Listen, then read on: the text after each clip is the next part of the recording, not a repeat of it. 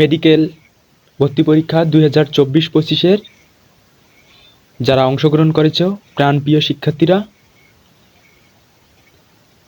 তারা দ্রুত প্রশ্নগুলো একটু মিলাই দেখো যে তোমরা কাটমার্কটা কত পাবা। প্রথমে আমরা আলোচনা করব সাধারণ জ্ঞান প্রশ্নের সমাধান নিয়ে।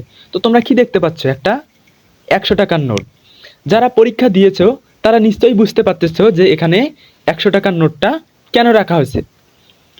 দেখো, তোমাদের একটা প্রশ্ন এসেছিল যে বাংলাদেশের 100 টাকার নোটে কোন মসজিদের ছবি আছে। তো তোমরা যারা পরীক্ষার হলে 100 টাকার নোট নিয়ে গিয়েছো তারা তো নিশ্চয়ই এই প্রশ্নটা পারার কথা তাদের। হ্যাঁ, তো অপশনের মধ্যে ছিল দেখো মডেল মসজিদ, ষাট গম্বুজ মসজিদ, আতিয়া মসজিদ, তারা মসজিদ। আচ্ছা তোমরা দেখো তো এখানে কোন মসজিদের ছবিটা আছে 100 টাকার নোটে, প্রমাণ সহ। এখানে দেখো 100 টাকার নোটে একটা তারা মসজিদ আছে, তার মানে অ্যান্সার তোমাদের কি হবে? ডি নাম্বারটা। এর পরের প্রশ্ন এসেছিল যে স্বাধীন বাংলাদেশকে স্বীকৃতি দেওয়া প্রথম মুসলিম রাষ্ট্র কোনটি। তোমরা যারা সাধারণ জ্ঞানটা পড়ছো মোটামুটি, তারা বাংলাদেশের মুক্তিযুদ্ধ ইতিহাস সম্পর্কে পড়ছো, তাদের এই প্রশ্নটা পারার কথা।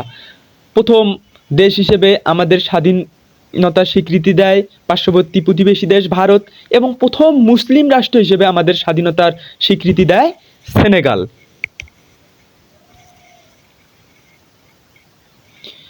পরের প্রশ্নটি এসেছিল যে অ্যাসপেক্ট সার্জারির জনক কে। তো তোমাদের এখানে যে অপশনগুলো দেওয়া আছে এর অপশনগুলো কিছুটা বায়োলজি রিলেটেড। যেমন তোমাদের হচ্ছে রবার্ট হুক কোষবিদ্যার জনক, মৃত কোষ আবিষ্কার করেছিলেন। লুই পাস্তুর ব্যাকটেরিওলজির জনক। থিওডর বিলরথ, বায়োলজিতে তুমি এই নামটাও পাবা। কিন্তু অ্যাসপেক্ট সার্জারির জনক এটা হচ্ছে প্রাণীবিদ্যার একটা চতুর্থ তোমাদের যে রক্ত সঞ্চালন অধ্যায় আছে সেখানে আছে অ্যাসপেক্ট সার্জারি সম্পর্কে বলা। হ্যাঁ, তো তোমাদের এটার প্রশ্নের উত্তরটা হবে জোসেফ লিস্টার। পরের প্রশ্নটা হচ্ছে যে গাজায় সম্প্রতিকালের সংঘর্ষ কবে থেকে শুরু হয়। তো তোমরা যারা নিয়মিত গাজার খবর রাখো, সিরিয়া, ইসরায়েল, গাজা মানে মধ্যপ্রাচ্যের দেশের যে যুদ্ধ এই সম্পর্কে যারা মোটামুটি খবর রাখো তাদের এই বিষয়টা জানার কথা।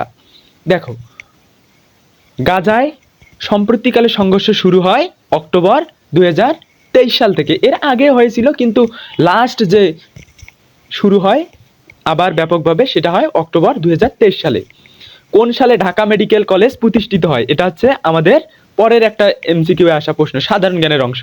তো তোমাদের যাদের স্বপ্ন ঢাকা মেডিকেল কলেজে পড়া তাদের এই জিনিসটা অন্তত জানা উচিত ছিল যে ঢাকা মেডিকেল কলেজ কখন প্রতিষ্ঠিত হয়।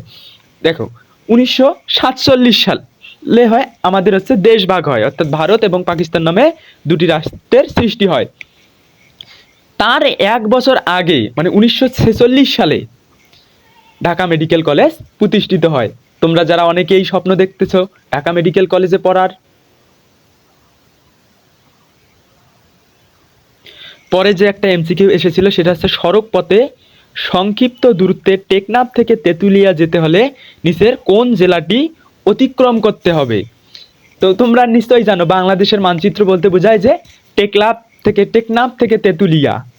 টেকনাফ থেকে তেঁতুলিয়া এখন তুমি খুব কম দূরত্বের মধ্যে যেতে চাও, সংক্ষিপ্ত দূরত্বের মধ্যে। টেকনাফ থেকে তেঁতুলিয়া বিভিন্নভাবে যাওয়া যায় তুমি সড়ক পথে। এখানে কিন্তু তোমার সড়ক পথের কথা বলা আছে। হ্যাঁ, সড়ক পথেও বিভিন্ন জেলার মধ্য দিয়ে যায়, কিন্তু কোন জেলার মধ্য দিয়ে যদি তুমি যাও সর্বনিম্ন সড়ক পথে টেকনাফ থেকে তেঁতুলিয়া যেতে পারবা।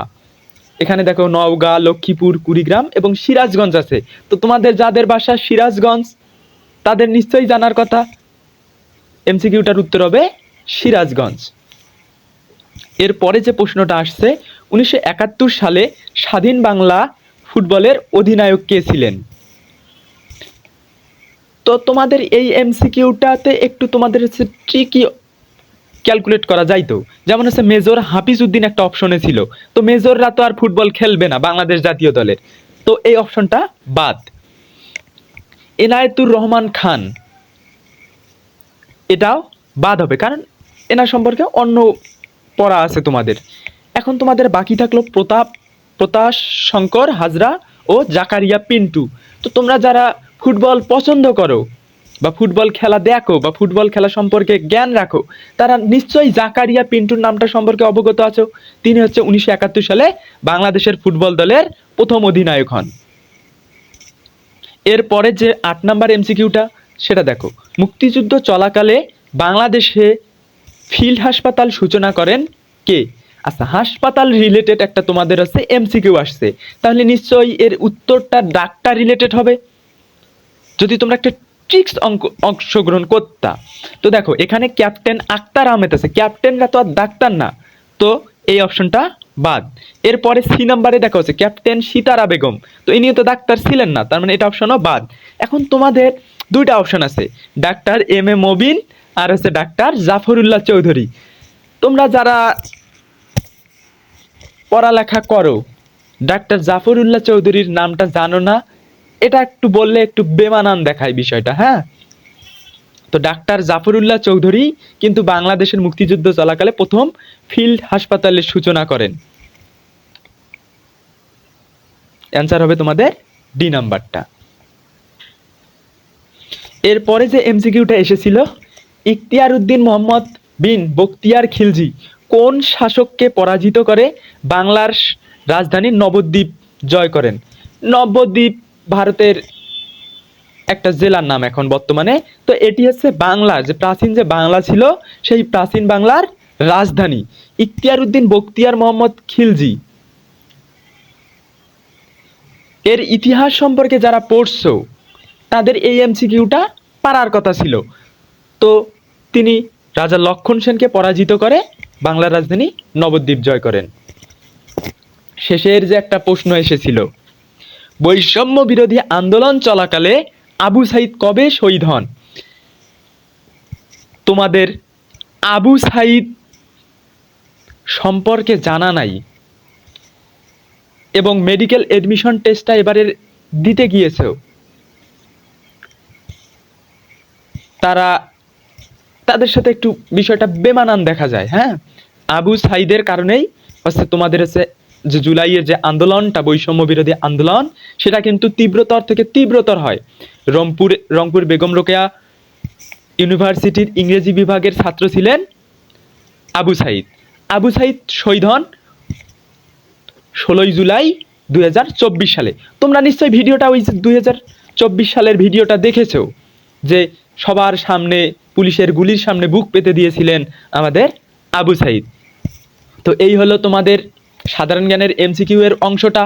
তোমাদের কার কতটা এমসিকিউ হলো দ্রুত কমেন্ট করে জানায় দাও।